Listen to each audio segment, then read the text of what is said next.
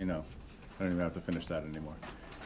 So use substitution with definite integrals. It starts off the same way as it did for indefinite integrals.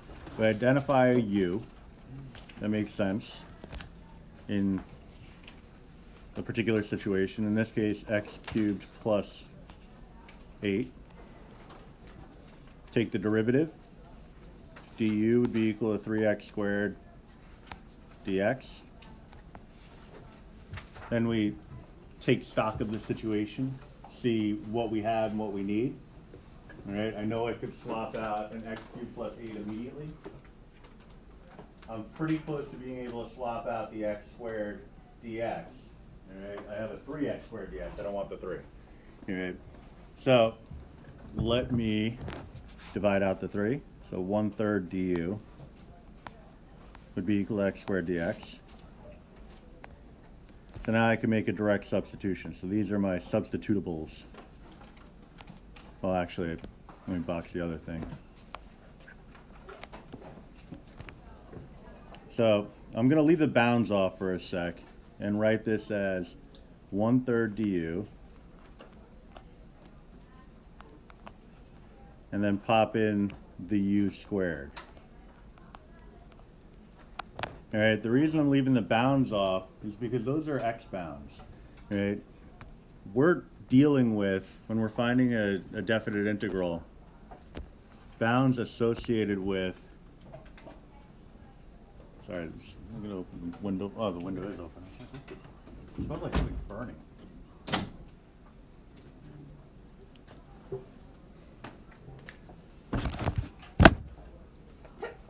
Bless you.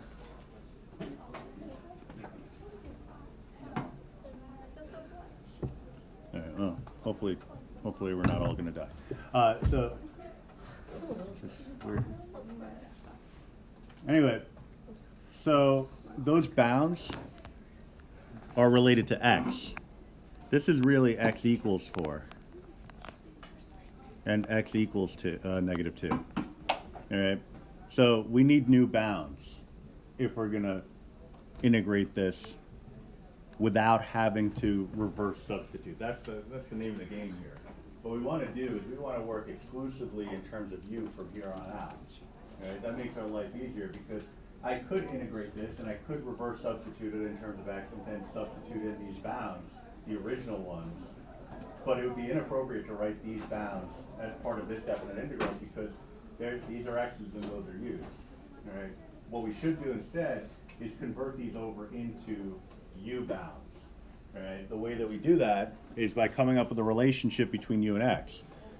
It turns out we already have that. So all I need to do is figure out what u of 4 is and u of negative 2. All right? That relationship is that u is equal to x cubed plus 8. All right, so 4 cubed plus 8. So 64 plus 8, 72.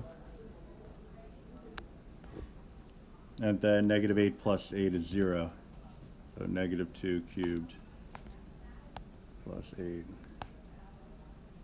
is 0. So I could pop these new bounds on, 0 and 72. And now I have a brand new problem, much simpler. And I can work this through all the way to the end. All right, so integrate, increase the exponent by 1, divide by the new exponent, over the interval of 0 to 72,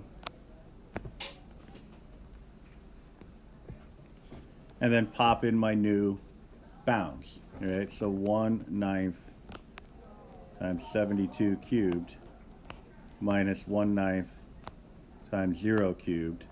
You can skip that last step there because it's going to 0 out anyway.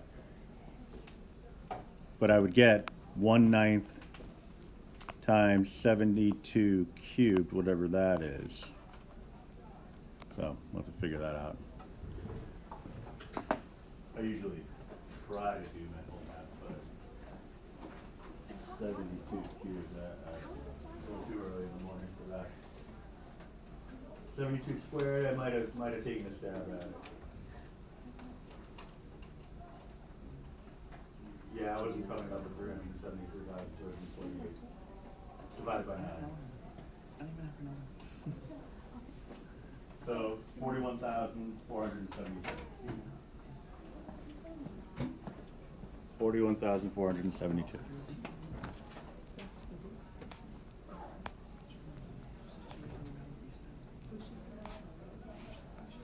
Okay, so that's a lot of area. Okay, but I don't know, maybe it makes sense because you're looking at a function that, I mean, if you were to distribute this out, this would be x to the 6th as the high power multiplied by an x squared, x to the 8th. That's going to get really large really quick in terms of the y values. So it should encompass a lot of area, right? Whether it's going to encompass 42,000, roughly 42,000 square units of area, I don't know about that, but I would expect something fairly large, right? So, but that's really the only twist on this.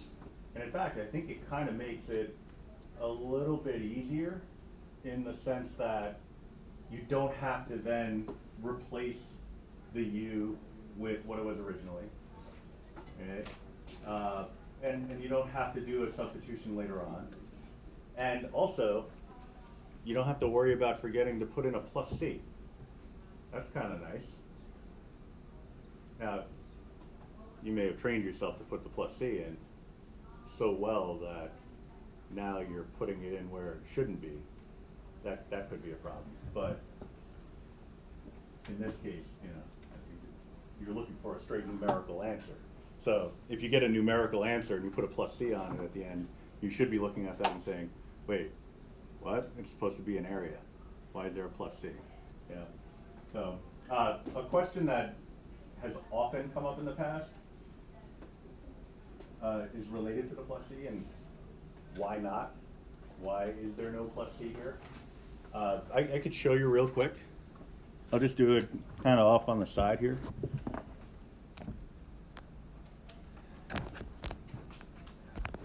So, and you don't have to write it down because it's really more conceptual. But let's say, I'll write y no plus c.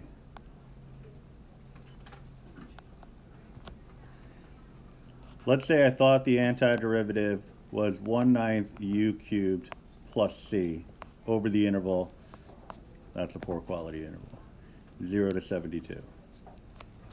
When I do my substitution, I would get 1/9 times 72 cubed plus c minus 1/9 times 0 cubed plus c. All right. Now, this would actually be, this wouldn't be like an absorbing situation because these would be the exact same c values, right? Because when we're using the fundamental theorem of calculus, rewriting the exact same expression twice, replacing the independent variable with the bounds. Everything else remains identical. So this is the one instance where the c values would be exactly the same as one another. So when I look at this and I see I have a subtraction, I would say c minus c is equal to 0. They'd cancel out anyway. All right? So you'd end up with the same exact calculation. So it's not that it's wrong to put the plus c in. It's just that it ends up canceling out anyway. So therefore it's irrelevant. All right? So just in case you were wondering that. Number 2 is not too bad. I'll leave that for you to try. I'll tackle a crispier one for you, like number 3. But one thing just to point out here, it's been a cause for confusion. It shouldn't be, but that's a cube root, right? So that 3 is in the index. I wouldn't bring it up if it hadn't been an issue in the past. You're like, I can't figure out a u to make that x cubed on the outside cancel out. It's not an x cubed. Right? It's the cube root of 4 plus x squared. All right, so number 3.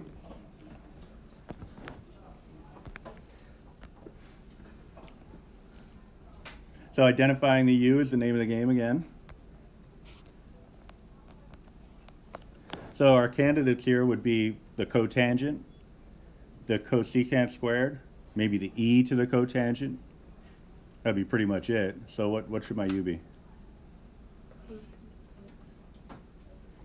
So then the question would be, is the derivative of cosecant squared equal to cotangent? Yes. No. Yes, it is. No. Oh. What's the derivative of cotangent? Close. Negative cosecant squared, but close enough. Close enough to identify cotangent as our u. All right. So du would be equal to negative cosecant squared x dx. So we want negative du equal to positive cosecant squared x dx.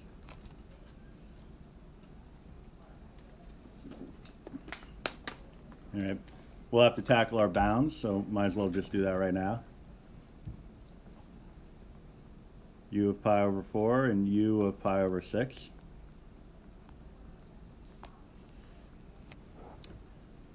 All right. So I just need to know what the cotangent of pi over 4 is. 1 exactamundo.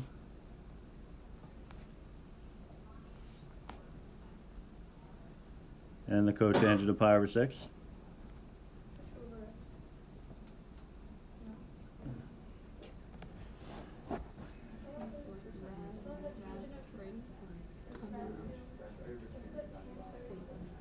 Yeah, so tangent at pi over 6 is 1 over rad 3. So this is just going to be rad 3.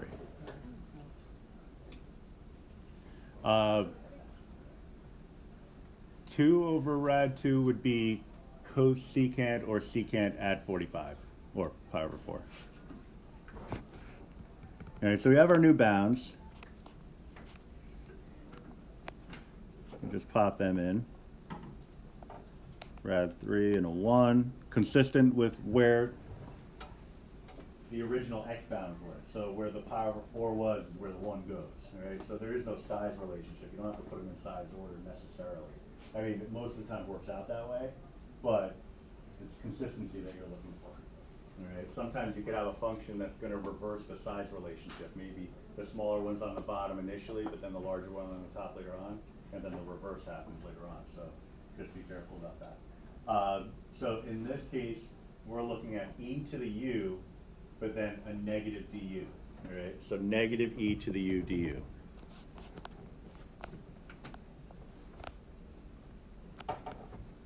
All right. And the antiderivative of negative e to the u is? Negative e to the u. Over the interval of root 3 to 1. Apply the fundamental theorem. And we are looking at negative e to the first power minus negative e to the root 3. A smidge of simplifying. Negative e plus e to the root 3.